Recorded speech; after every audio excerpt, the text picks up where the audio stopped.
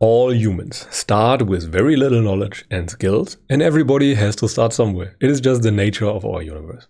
While all people are unique and have individual starting conditions, it is possible to summarize people into broad categories according to similarity. This video is for gamers and people who spend a lot of time online on places like Reddit, 4chan or whatever. And it should give you a good idea of typical problems, what you can do about them, and where the priorities should be. In this video, I present the beginner protocol for gamers or online people. That said, it might sound a bit cliche, but what follows is a collection of frequent problems I encountered with people from that domain. Purely statistical. Okay, but let us dig into a table that I have created. First, we have some initial state that consists of, for example, mental problems and physical problems.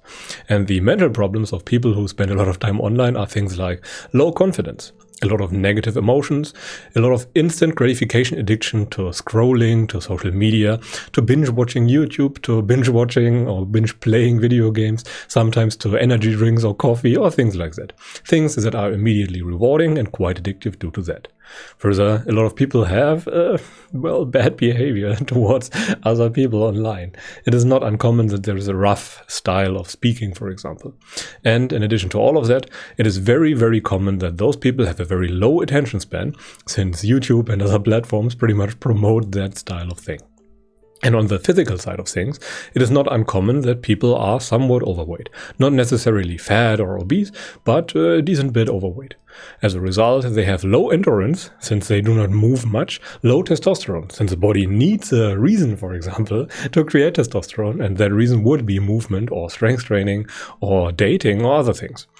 Furthermore, there is often a pretty bad nutrition and a pretty bad sense of hygiene and fashion, simply because you don't really leave the house too often, and hygiene and fashion are things we pretty much only do when we have to. Most people don't do it on default, only when they expect visitors or social situations pretty much. And what would be the solutions to all those problems? Well, to the mental problems, there are a certain bit of solutions. For example, the first thing you can try to do is start lifting weights. That serves multiple purposes. For example, it combats your low confidence. Furthermore, it teaches you on an experience-based level that the actions you do matter and have experienceable consequences. When you lift weight for 3 months and build a lot of muscle, you know on an experiential basis that it is working. Another thing you can try, it's a bit less important but still pretty important, is instant gratification detoxes. Simply try to go a few days or weeks without the constant scrolling, video games, and all the other kinds of entertainment that make it all too easy to remain pretty sedentary. Another thing that I pretty much promote all the time is meditation. Meditation really helps with negative emotions, with instant gratification addiction, and also with your bad behavior should you have it. It is really the one most important habit that I can think of. The problem is the effects of meditation are delayed, and thus I wouldn't necessarily choose it as a first habit. Another thing you can do is build up a metta or thankfulness practice.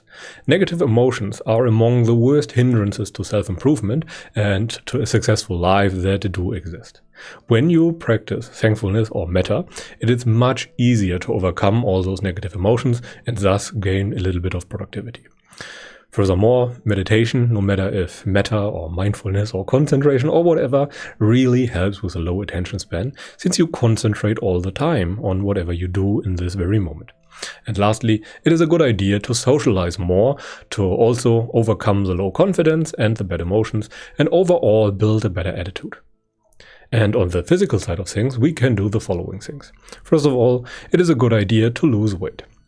High weight, obesity, overweight or whatever is among the best predictors of health problems. Thus, you should fix that, because health problems create negative emotions and negative emotions create unproductivity.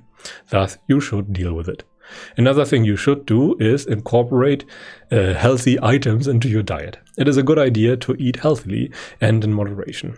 The same reason as before applies. Negative emotions are the result if you eat fast food only, since it is a form of instant gratification.